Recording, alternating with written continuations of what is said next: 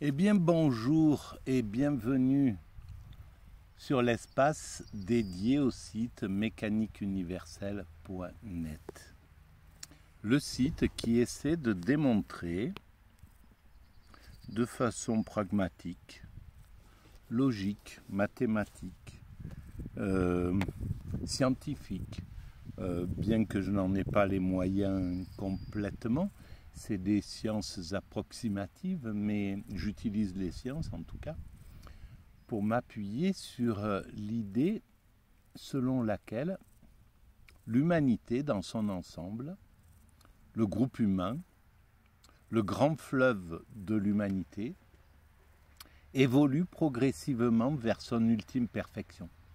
Nous y allons tous et tous, toute couleur, toute ethnie, toute religion, toute communauté, toute nation confondue, nous allons vers cet état d'ultime perfection.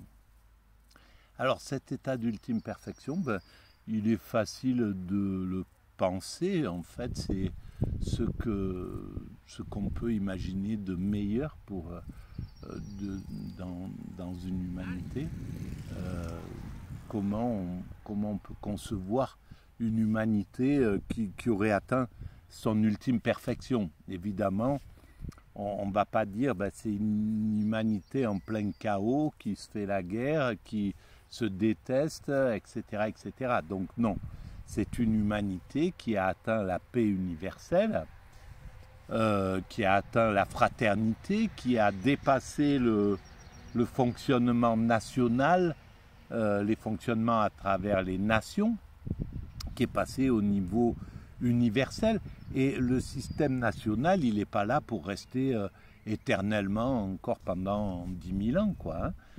Évidemment, il y a eu un moment où les nations n'existaient pas, on était encore dans des fonctionnements plus réduits, en clans, en groupes, en tribus, je ne sais pas comment on pourrait... Voilà, un petit fief pour la France, par exemple, c'était des petites principautés tenues par des princes ou des comtes ou voilà, quelques aristocrates. Et puis ils ont été obligés de même s'ils ne le voulaient pas, de se fédérer autour du pays, autour d'un roi, autour d'un principe directeur. Et ça a été compliqué pour ces petits princes-là. Donc il a fallu que ça a été violent même pour les amener à cette chose-là. Là, c'est la même chose avec le principe national. On est les nationalistes, on le voit, hein, ils veulent pas, ils pensent que le principe des nations qu'on doit rester une nation, fermer nos frontières, vivre en autarcie, enfin bref, voilà. Mais évidemment, ce ne sont pas eux qui finissent par gagner dans 50, 100, 200 ans. Voilà, ça sera... Évidemment, ils résistent, ils tiennent, parce qu'il faut le faire. C'est très important, en fait, hein, que le monde un peu stationnaire, du statu quo ou des réactionnaires, on pourrait dire, freine l'évolution des ultra-progressistes qui voudraient déjà qu'on fonctionne universellement, qu'on dépasse toutes les frontières, qu'on fasse la paix, qu'on atteigne le salaire universel, qu'on arrête voilà, de se haïr, etc., etc. Alors ces deux forces sont là, il y en a une qui est progressiste mais qui voudrait aller plus vite que l'esprit humain peut le supporter, et puis il y a la force réactionnaire qui veut absolument pas que ça bouge, et à la limite qu'on revienne à des moments pré-révolutionnaires peut-être même, hein, pour ceux qui pensent qu'il nous faudrait en revenir à un roi, etc., etc. Voilà, ces deux forces sont là, il n'y a pas de problème.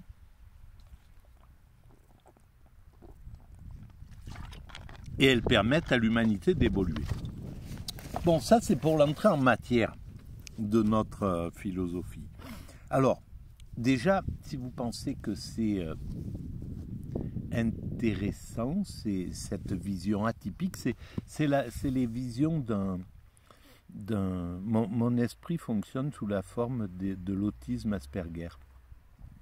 J'ai découvert ça il n'y a pas très longtemps en faisant quelques tests et donc voilà, ça explique aussi que cette façon de penser est plutôt atypique, plutôt non conventionnelle, voilà.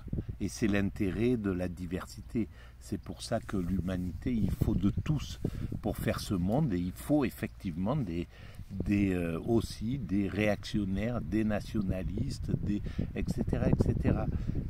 C'est comme ça. C'est comme ça que l'humanité évolue dans la confrontation entre les...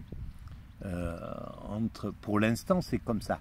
Mais en fait, cette confrontation, elle sert à amener l'humanité au moment où il n'y aura plus de confrontation. C'est ça qui est vraiment incroyable. C'est la ruse de la raison dont parle Hegel. En fait, le mal est là, il a une place très importante dans l'humanité, par exemple, pour construire le bien. Sans le mal, on ne peut pas construire le bien. C'est une nécessité. Pour lutter en luttant contre ce mal, on développe le bien, on développe la fraternité, on développe la capacité à ne plus abuser de ses congénères.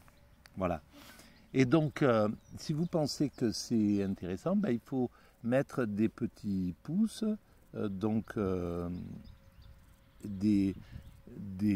vous abonner à la chaîne, c'est gratuit aussi, et puis mettre des commentaires, j'y réponds systématiquement.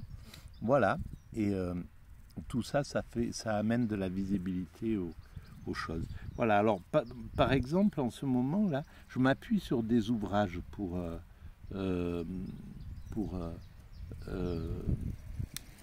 démontrer cette théorie. Et là, par exemple, j'ai repris en main ce bouquin que j'ai dans ma bibliothèque depuis déjà de nombreuses années. Et voilà, et que j'ai picoré simplement, je l'ai lu comme ça. C'est un livre c'est un livre extraordinaire, hein. C'est l'anthologie du soufisme par Eva de Vitré-Meyerovitch, et en fait elle rassemble un peu tous les écrits, des petits extraits des écrits des plus grands soufis, Rumi, Al-Ghazali, Al-Hajj, Attar, etc. Voilà. Et puis du Coran, des pages magnifiques du Coran. Voilà. Alors là, j'avais commencé ce chapitre-là, le symbolisme du voile. Donc j'ai lu plusieurs passages. Et bien là, on va prendre celui-ci, par exemple.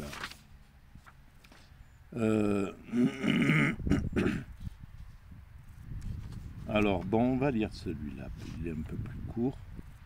Au-delà de cette terre, Dieu a créé les causes de telle sorte que, à une goutte de sperme, qui ne possédait ni ouïe, ni intelligence, ni esprit, ni vue, ni attribut royal, ni attribut d'esclave, qui ne connaissait ni chagrin, ni joie, ni supériorité, ni infériorité, il a donné un abri dans la matrice, puis il a transformé cette eau en sang et le sang en chair, et dans le sein maternel où il n'y avait ni main, ni outillage, il a créé les fenêtres de la bouche, des yeux et des oreilles, il a façonné la langue et le gosier, et le trésor de la poitrine, où il a mis un cœur qui est à la fois une goutte, un monde, une perle un océan, un esclave et un roi. Voilà, et c'est là où on voit toute la poésie de la pensée arabe, arabo-musulmane et du soufisme. Mais c'est extraordinaire, quoi. Et l'idée, c'est Rumi qui l'a écrit. Et Rumi, on va voir à quelle époque il est né, je vais vous le dire tout de suite. Rumi, c'était en 1200. Donc, c'est il y a pratiquement 800 ans. Et c'est extraordinaire, quoi. C'est formidable. Ce type de pensée.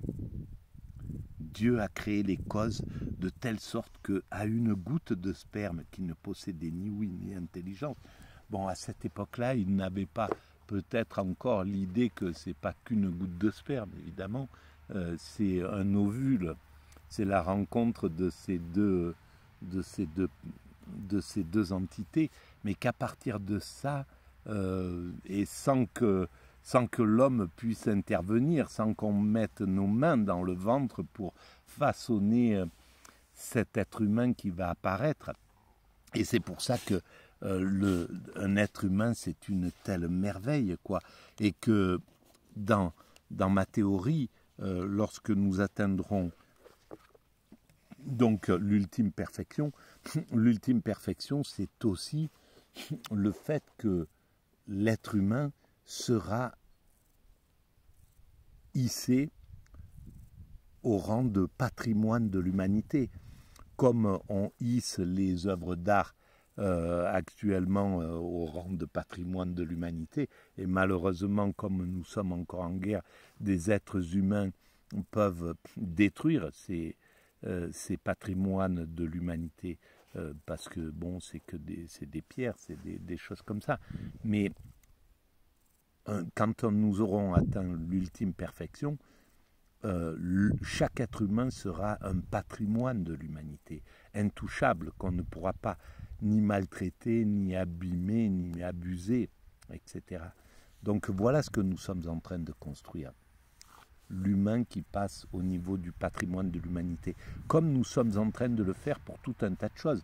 On est en train de faire passer les forêts au patrimoine de l'humanité, les déserts au patrimoine de l'humanité, les glaces au patrimoine de l'humanité, les fonds marins, l'air au patrimoine de l'humanité, etc. Et bien sûr qu'on fera passer, tout finira par devenir, bonjour, patrimoine de l'humanité. Tout finira par atteindre ce degré, et y compris l'homme, évidemment, et surtout, parce qu'en fait, c'est pour l'homme que tout ça est construit, c'est pour l'individu, pour chaque individu, pour que chaque individu puisse jouir de la fusion avec le divin, parce qu'en fait, c'est ce que nous cherchons dans cet état de perfection. Cet état de perfection, eh bien, c'est... Tiens, on va regarder un peu ces passages-là. Dans cet état de perfection, c'est la fusion avec le divin qui est la vocation première, en fait, de cette évolution. Évidemment, on n'est pas en évolution pour faire de cette planète un paradis où l'homme souffrirait, où l'homme... Non, la planète, c'est l'écrin dans lequel la perle qu'est l'être humain viendra. Et il parle de perles, justement, Rumi. Donc je continue. Quelle intelligence peut comprendre qu'il nous est amené de cet état ignorant et méprisable jusqu'à notre élévation? L'élévation, c'est l'extase.